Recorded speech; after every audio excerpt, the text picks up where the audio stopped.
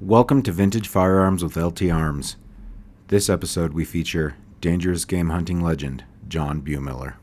In American hunting, when we think of varmints, we imagine woodchuck and rockchuck, prairie dog, jackrabbit, fox, coyote, and the like. When we think of varmint rifles, we think of them chambered for cartridges such as the .204 Ruger, the .22-250 Remington, and the .220 Swift. In 1954, John Buhmiller, a famed rifle barrel maker, received a letter from a farmer with a varmint problem. The farmer needed some rifles built to address the varmints literally eating him out of business. The farmer had little money to buy rifles, so he offered room and board in exchange should Buhmiller be interested in such varmint hunting. Well, since the farmer was riding from Tanganyika, East Africa, and the varmints were 5-ton elephants and 1-ton buffalo, he was definitely interested. This is the story of John Buhmiller. From small-town Montana gunsmith to African dangerous game authority, his shooting experiments and ballistics discoveries still benefit hunters today. John Buhmiller was born in 1893 in Indiana.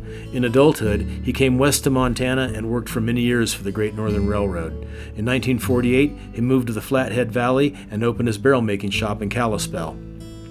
There he turned out accurate handcrafted rifle barrels, quote, considered to be among the sport's finest, according to 1962 Sports Illustrated article. He was a friend of hunters and gunsmiths such as Elmer Keith, Charlie O'Neill, Jack O'Connor, P.O. Ackley, Ivor Henriksen, and many others. Buhmiller's first African varmint hunting trip came in 1955. He'd worked up some big-bore Wildcat cartridges and built rifles to fire them, as he later said at a lecture and slideshow of his first trip. The real purpose of this shooting was to test the killing power of some rifles I had made up. There is much controversy regarding the proper rifles for African use. I wanted first-hand knowledge on the subject. On that first trip, he bought 2 elephant permits, the allowed yearly limit, for the princely sum of $490. He then headed off for the farmer's vast property, many hours from civilization. The farmer had only a fraction of his land cleared, but had around 450 acres of corn, 80 acres of coffee, and another 100 acres of papaya. A gang of hungry elephants will eat and trample such a plot of crops in short order. Buhmiller took 2 bull elephants his first day. The rest of the herd frightened off for the next 4 days, but soon returned. The farmer complained that only 2 could be killed, and the game wardens were busy elsewhere. Buhmiller told him to go visit the local game authority and get permission, and he'd shoot all the others at no charge to the government. He ended up staying 2 months, and soon became what is known in Africa as a control hunter, enlisted by the game authorities to eradicate problem animals. Tanganyika desperately needed to thin out a population of 12,000 elephants, and he became an unpaid member of the team. His only pay was his research opportunity. Over 8 trips from 1955 to 1964, usually staying 2 to 4 months at a time, he took 183 elephants, 18 rhinoceros, 71 buffalo, and 1 hippo. These animals were taken with rifles he built, firing cartridges he designed. Wait, what? Has anyone noticed the math here? He was born in 1893, which makes him 62 years old when he started on these adventures. Even more impressive, he did it alone. Now, it's one thing to go after dangerous game with an experienced professional hunter directing things and providing advice and carrying a large stopping rifle for backup when things go wrong. The PH's chief responsibility is the safety of his client. Buhmiller, at an age when many hunters are sitting fireside with their memories, had no such protection or guidance. He simply went into the bush, alone but for a couple of unarmed native assistants, with no backup and no prior experience. All shooting depended on him, whether at 70 yards or 7 feet, which was often the case. He was charged many times. This older man traveled halfway around the world with his experimental guns and ammo and went looking for massive animals that will charge and kill a human on sight. That's some serious grit. As I was saying, these animals were taken with rifles he built, firing cartridges he designed. His rifles were mainly built on Brevex Magnum Mauser actions, with a few built on FNs and 98 Mausers. Following a close call with a charging elephant and a near-empty rifle, he began using the Enfield M1917 action as it offered more receiver clearance. This allowed him quicker reloads, as he could feed loose rounds into the chamber. He would open up and modify the magazine boxes to hold 6 of his massive cartridges. These Wildcat cartridges and their features were revolutionary. He began with raw Norma Magnum cases. These cylindrical cases were then formed in dies he made to accommodate the desired degree of shoulder and mouth diameter. He tried various caliber diameters from 450 up to 510, using bullet weights from 500 to 600 grains. Roy Weatherby had introduced his Big 378 Magnum in 1953, and Buhmiller worked up cartridges using those cases as well. It was easier than using Norma cases, as he could simply open the neck and not have to form a shoulder. Interestingly, he was using a 500 grain .458 bullet on the necked up 378 Weatherby case in 1957, a full year before the formal commercial introduction of the .460 Weatherby Magnum. Great minds think alike, as the old adage goes.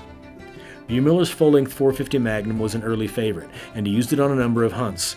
He liked the extra capacity and the availability of good bullets from Winchester, Barnes, and Hornady, and noted that it was a significantly better killer than the .458 Winchester Magnum. Of his .470 Magnum, he said, quote, "A marvelous elephant load, even on shoulder shots. Loading 500 grain Kynoch hard-nosed bullets over 90 grains of IMR 4032 in the Norma case, Buhmiller fired into some big wood blocks. It went through 39 inches of wood before nearing the dirt backstop."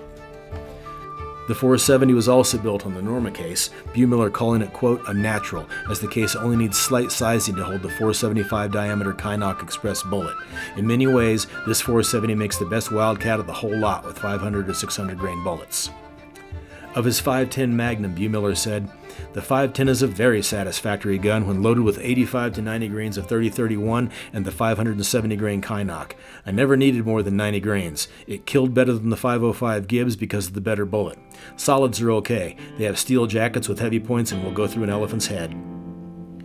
Though the results of the larger diameter bullets were indeed spectacular, Buhmiller even noting the larger the bore the better it killed, he felt that the bigger cartridges were a nuisance to carry and limited magazine capacity. He ultimately settled on the 500 grain .475 at about 2,000 FPS as optimal for settling the affairs of all dangerous game. Though he used manufactured bullets to load some of his cartridges, he also designed bullets of his own, creations that proved far ahead of their time. Buhmiller knew that all of this experimenting ultimately relied on one thing for success: the bullet itself does the killing. He began advocating for bonding bullet cores to their jackets to hold them together on impact. He said in the 1950s, "As now made, cores slip out of the jackets in a big percentage of shots on buff. I've used the Barnes Heavy Jacket soft points with an 1/8 inch copper rivet through the rear end to pin the core inside the jacket. It works fairly well, but if the cores could be sweated inside the jackets, they'd be worth $1 a piece to the occasional buffalo hunter. Today's bullet makers routinely sweat and epoxy cores inside jackets." Additionally, Buhmiller predated today's homogeneous monolithics by lathe-turning bullets out of solid copper or German silver. This was fully 25 years before A-Square began making their naval bronze solids. His experiments with bullet shapes were also far ahead of their time. He felt that the neatly semi-rounded profile of most bullets should be given more destruction. He made up some dies with a projection on the seating stem to create a cavity in the bullet point. He determined this gave larger wound channels and had less tendency to veer off course when hitting heavy bones, at the same time blowing flesh and debris out ahead of them rather than simply penetrating. Today, numerous premium makers offer bullets of this very same design. The powder charges in these monster cartridges were sometimes as high as 125 grains. Reliable ignition was not guaranteed. It would not be until Federal developed the .215 Magnum primer in the 1960s, specifically for lighting the big powder charges in Magnum cartridges, that this became a standard. Naturally, Buhmiller had an innovative way to handle this problem, a move likely to raise the eyebrows of all hand loaders. He would put half his powder charge in the case, drop in a second primer, then top off the charge. It worked, and he never experienced any issues. All that shooting of these heavy rounds can be hard on a shoulder. His best day, he said, he killed 10 elephants with 10 rounds, a punishing fusillade that certainly hammered on both ends of the rifle. Buhmiller was not a large man, not much over 5 feet tall, and when he returned from his third trip, he weighed just 127 pounds. He was a big believer in muzzle brakes and said his ears had developed calluses. Buhmiller never published his work formally. All that we know comes from his diaries and the correspondence he had with other hunters. He would also put together a newsletter for his pen pals after he returned from a trip. He does have a part of a chapter in P.O. Ackley's Handbook Volume 1 that was taken from a newsletter. He also shot hundreds of photographic slides and about 4,000 feet of 16mm film over his African years. With these, he would put on presentations for interested groups. If only we had those materials today, what a historical treasure we would have. There is precious little information on the internet about him. For more on this fascinating American hunter, seek out the Gun Digest from year 2000. Longtime contributing author Bob Bell published an excellent article on his cartridges in that edition. Bell traded letters with Buhmiller for many years and draws upon them with a plethora of actual commentary from the man. It's also worth seeking out the September 1962 issue of Guns magazine, wherein Colonel Charles Askins Jr. published a feature on Buhmiller. The magazine can be downloaded from the Guns magazine archives on their website. We'll put the link below.